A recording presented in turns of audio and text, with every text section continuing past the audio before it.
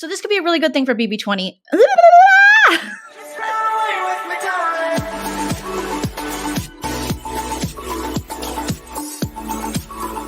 Hello, everyone. Welcome to the Big Brother Breakdown with Joleen. Welcome to the BB Breakdown with Joleen. That's me. Hi, long time no Big Brother talk. Hope you guys are doing well. Welcome back to my channel. If this is your first time here, make sure you hit that like, hit the subscribe, smash the bell so you get notified every time I post a new video.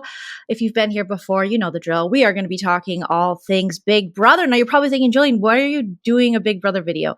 It is January, and there is not a Celebrity Big Brother Season 3 in sight. You are right. Unfortunately, CBS dropped the ball on that one. It could be due to COVID. I don't know the specifics of it, but I know we are not going to see another CBB anytime soon.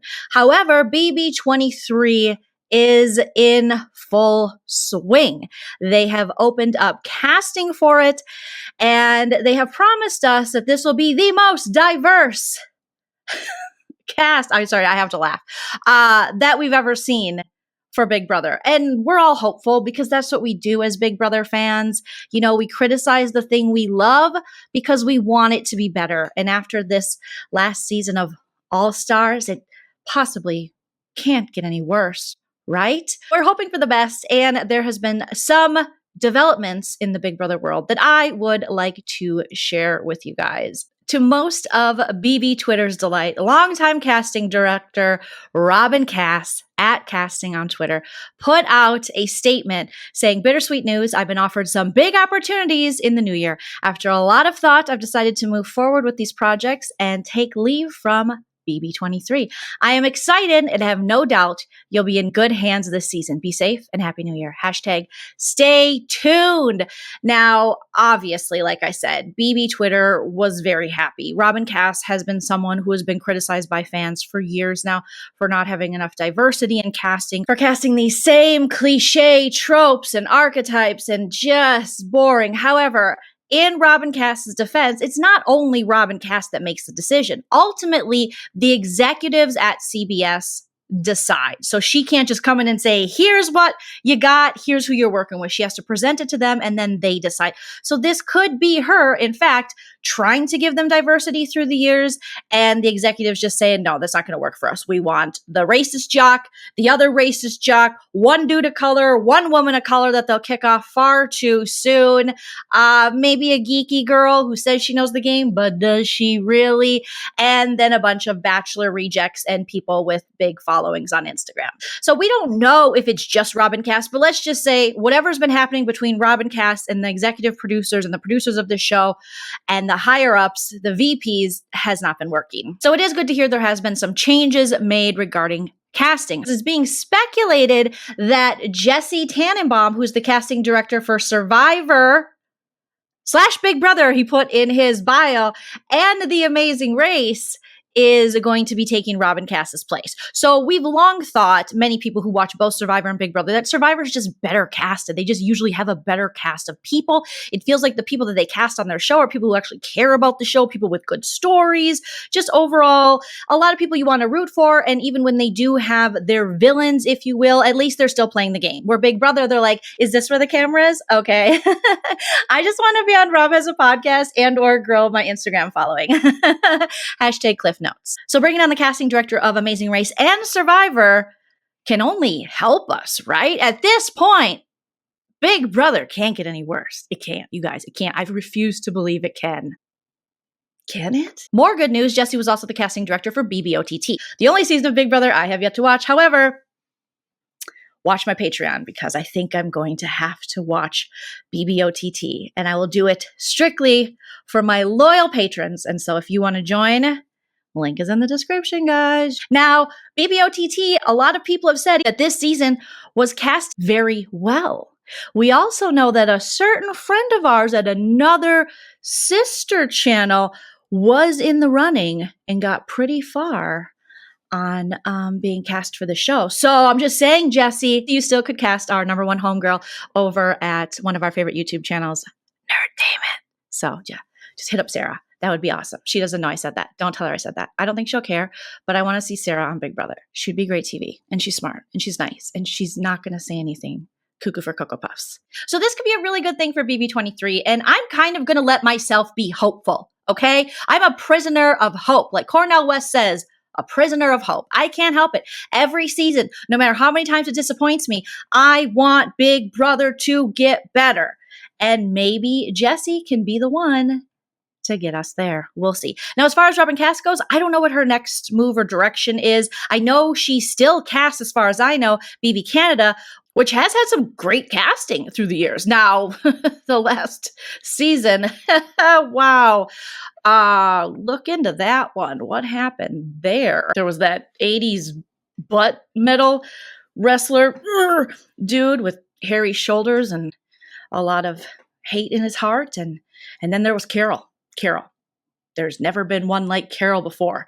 Carol, I want to go home every 5 minutes. Carol, I'm going to hold this house hostage rather than just walk out the door.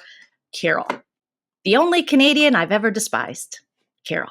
So we'll see. Maybe Robyn's still going to be casting. However, host of BB Can, Arissa Cox, has taken a larger role on the show, I believe, as like executive producer, and also said that there was going to be even more diversity for BB Canada. So I don't know what that means for Robyn Cass, but the only thing we know is that she is no longer casting for Big Brother and will not be casting for Big Brother 23. Now, speaking of douchebags who should have never been casted for Big Brother, Jerkson Mickey is still out in the world existing. You guys, he has 300,000 plus followers on TikTok. I just recently got on TikTok because everyone's like, gotta get TikTok. And I was on TikTok for a little bit, then I got off TikTok because my husband was like, oh, they share all your information. And I was like, doesn't everybody? And so now we've just agreed, I guess I'm going to do TikTok because every comedian has a TikTok. So follow me on TikTok because I can't live in a world where I have 35, maybe 36 though. I think I just got a new follower. And this douche nozzle has over 300,000 and doesn't know how to wear a shirt. He released a TikTok recently that I looked for again today and I didn't find it. So I think he might have taken it off. And this all happened around the time that Robyn Cass put out the announcement that she wouldn't be returning casting for Big Brother. Now let's take a watch and listen and tell me what you guys think. Do you think this video that Jerkson put out had anything to do with maybe Robyn not returning? Let's watch.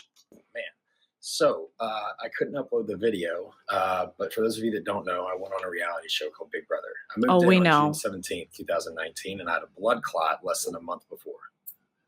Yeah, story is coming up. All right. So that was at the age of 23 years old. Where's your shirt? And that's a stress-induced blood clot that was right near my heart that I had to get taken out. You gave me one. Before going into Big Brother, I was addicted to Xanax, struggled with Adderall and cocaine. No shit. My last Xanax less than 2 days prior to moving into the show. This show, you're documented and broadcast to the entire world for 100 days, around the clock, unedited, while competing with 15 other people in a house, locked inside, for $500,000. At the age of 23, I literally went through Xanax rehab, post-surgery recovery, on national television for 100 days and beat 15 people to be the winner of Big Brother 21. I don't know, you guys, if that was a flex, an apology, an admission of guilt, a coming out story. I have no idea what the hell that was. It seemed like he was bragging. He was like, I might have been detoxing from all these drugs that made me super angry. I don't know if it was an excuse, but we already knew all this because we heard him talking about this kind of stuff on the live feeds. Now, as far as all of us fans know, you're supposed to pass not only a rigorous psych test, but a drug test to, in fact, get on this show. Looks like old Jerkson Mickey either it didn't matter and they just wanted to cast this douchebag either way, or maybe they didn't do blood tests or somehow. I mean, he said cocaine, Adderall, and Xanax. So he was withdrawing from all these three and a stress-induced blood clot at 23. What are you stressed about? Your mom feeds you nonstop watermelon. So he took his last Xanax 2 days before going in. You'd think that would be in a test. I don't know how it all works, you guys, but it just seems like this guy screams red flags. Look at the way he chews. Did they never have a snack with him while they were interviewing him? Did they just overlook the fact that every time he talks, he looks like a complete egotistical asshole. I guess they must have done that. I don't know. Maybe they were just looking to cast someone with a strong jaw. Either way, he was still cast, which sounds like a huge liability to Big Brother, their production company, and CBS as a whole. Because putting someone, if in fact he was detoxing from that many drugs in the house, that's very, very, very dangerous and could explain why they let so many things slide with this dude, like cheating on Slop, saying misogynist things, being a bigot, yelling at women, eating all the watermelon, eating in the shower despite being a have-not. It just was a whole holy mess. And now he's admitting to this. And it's not like production didn't know. Once he was in the house, he was, like I said, on the live feeds talking about this, talking about having these addictions. You literally hit the liability lottery with this jackass. And now he's out there saying, but I still won. And just so you guys know, if you want to go check out his TikTok, I don't recommend it. I did it for you because I always do the dirty work for you guys because I love you so much. He has gotten over, allegedly, his Xanax addiction, his cocaine addiction, his Adderall addiction, and his addiction to Holly Beth. He is now dating Morgan from the Netflix documentary Cheer. Run, Morgan, run. And he's smoking pot all the time. So he's clean, sort of. Yeah. So he just transferred one for the other. So instead of, doing cocaine and being racist, he now is just smoking weed and not wearing a shirt and proclaiming he's a Christian. Don't they all? Don't they all? Right, for Christ's sake, why? Hey? Why? Why? Because we fucking can! Because we fucking can! And if we can, we do! Oh my God, it's Morgan from Cheer and her friend. Okay, but Jackson Mickey is posting this, so oh God, he just tackled her. Stay away from him. Yuck. Ugh, put a shirt on, nasty. I thought if you got high all the time, you weren't supposed to be so violent and like tackling your girlfriend, aka Morgan. Look at him just smoking like he just discovered weed yesterday. Oh my God, dudes like this, they don't deserve it. They don't deserve to know about the weed. Look at him. It's like, I remember my first time smoking weed. I was a dickhead too, but not a big dickhead as you. Ugh, gosh. Ugh. Remember how he chews? Yuck. So you guys, clearly he's changed because all he does now is expose his nipples and smoke the green. Okay? Yes. What a reformed douchebag. So some people on Twitter are speculating maybe this was a reason that Robyn Cass was not asked to come back and cast BB23. Because if in fact they did know this, or they didn't do their due diligence and enough work to know that this dude was a huge liability. We saw him in the house. They had to cut the feed so many times. He was very, very problematic and then only apologized months after being on the show because there were rumors swirling that he wanted to be on the challenge on MTV. And please, challenge gods, never let this dude be on the challenge. We've seen enough, okay? I get he's young. Go with God. Go volunteer. Do anything else but come back on television. But he's literally on TikTok just like, and I wake up and I smoke. And then I go to bed and I smoke. And I'm so healthy and I smoke. Here's my abs and I smoke. No more watermelon, I smoke. Where's my mom? I just smoke. Everything now is solved because he found cannabis. My question is, why not just find a personality or some empathy or an apologetic heart? What a novel idea. He's a pothead now. He's so chill, but take the pot away. And it's racist, misogynist, humping Holly like this from behind while she's drinking water and other people are in the room, jerks and returns. Hey, we know you. There is not a good enough strain of weed out there that can fix this dude without some serious therapy involved. Okay, I'm talking like inner work.